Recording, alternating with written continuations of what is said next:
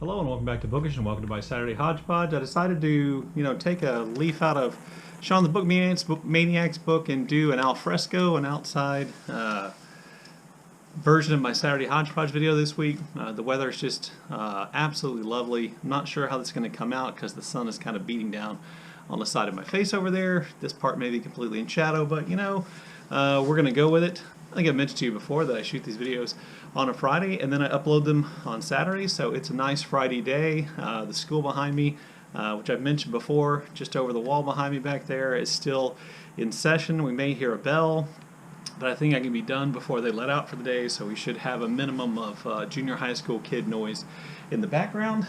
I came out, I thought the dogs would wander around out here and you'd get a chance to see them, but now I see they've disappeared, and probably just as well if they were out here they'd probably just be pooping in the background or something like that. Anyway, great weather here today. It's been just kind of in the mid-60s. I already went for a walk. I was feeling a little bit sluggish this morning. I got my COVID booster yesterday, and I got the Moderna, which is the series of shots I've been getting all along. The first two had no effect on my on how I felt, other than making my arms sore. But this morning I did feel a little bit feverish and achy, but it's gone away now. And no matter how badly the shot made me feel, it would definitely be better. Oh, there's Zelda. Definitely be better than having COVID. So let me encourage you to get vaccinated if you haven't already. I'm lucky enough to live in a place.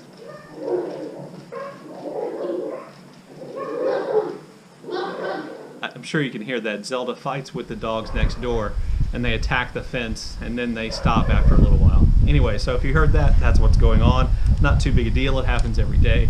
So I don't think I mentioned before, when I did my wrap-up, I'm not sure if I did mention that we did finish. The group I was reading Oslo with did finish. The group included Mark Nash, Courtney Ferriter, and Sina from Beating Around the Books.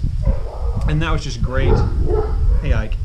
I love that book. I love Sebald, and I just decided to walk under the tripod. It's really an adventure out here today. So I enjoyed that read. It was great. I think Oslo is a beautiful book, and I've mentioned and talked about Sebald several times as an example of one of those authors whose work I don't fully understand, but that I still love, and that's still true. One of my nonfiction November reads, which I started this week, since this is nonfiction November, is called Speak Silence, and it's a biography of W.J. Sebald by Carole Angier. I believe that's how you say her last name. And it's really interesting, and it's just reading really quickly for me. I like literary biographies. I like all kinds of biography.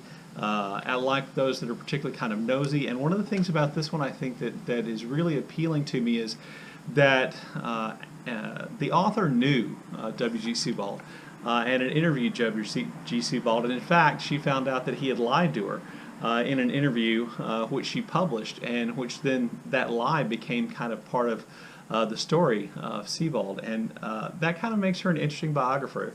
It's not a hagiography at this point at all, and the author clearly is a huge fan of Sebald's work and knows a tremendous amount about it. So I started reading that. I also started reading for Indigethon. I started reading Tracks by Louise Erdrich, which has just been great.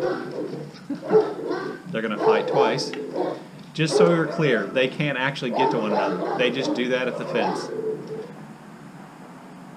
Okay. So Louise Erdrich is just one of my favorite authors. I'm hoping to be able to read all of her works, and when I get up to around 10 or 11 of her books read, I'll put out a video about where not to start with Louise Erdrich, because I love doing those videos and I love her work.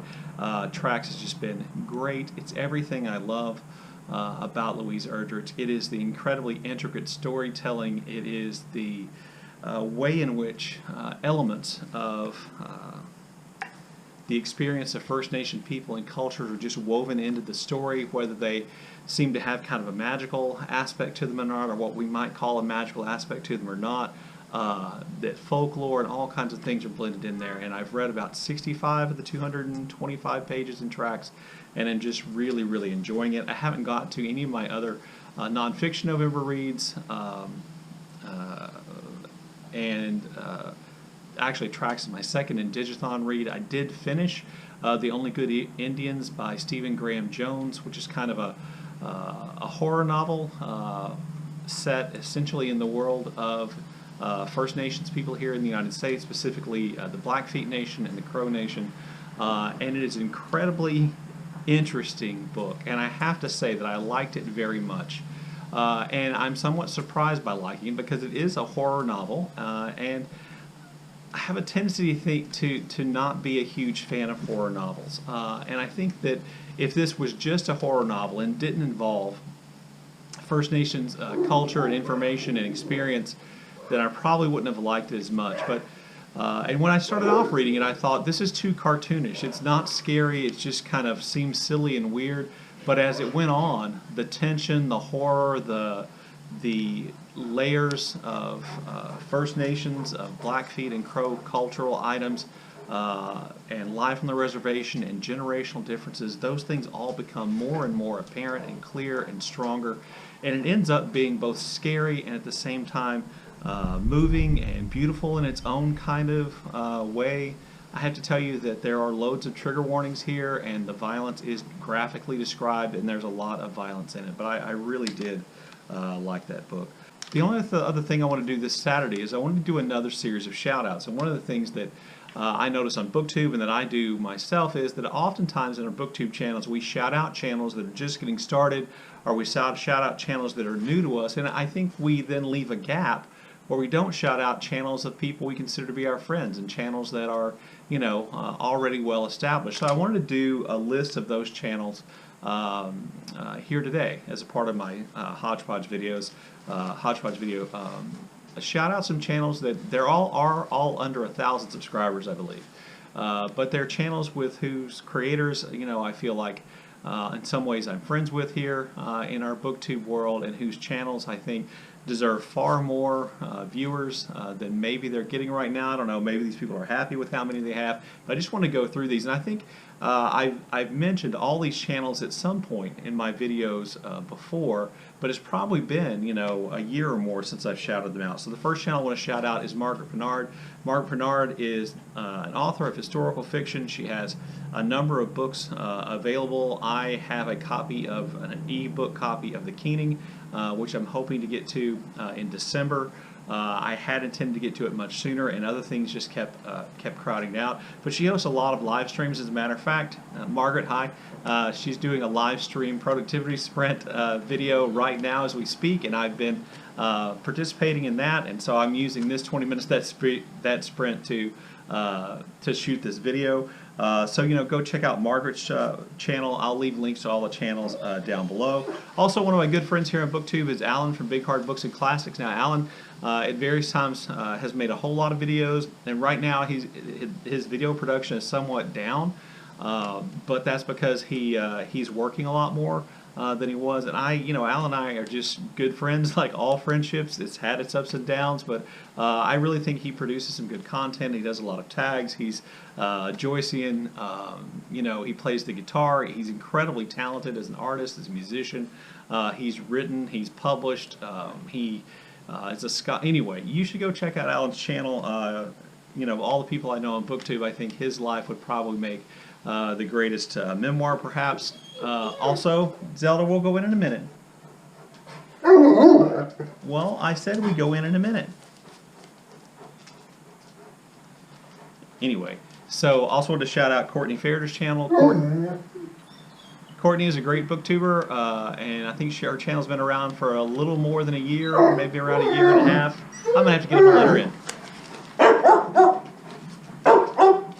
on. There you go.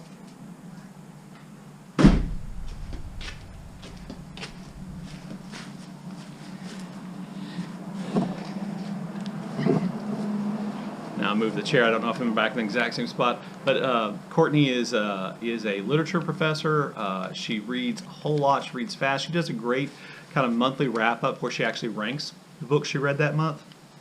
Doesn't just give them stars, but kind of ranks them based on how she felt about each book she read that month, and I enjoy her channel.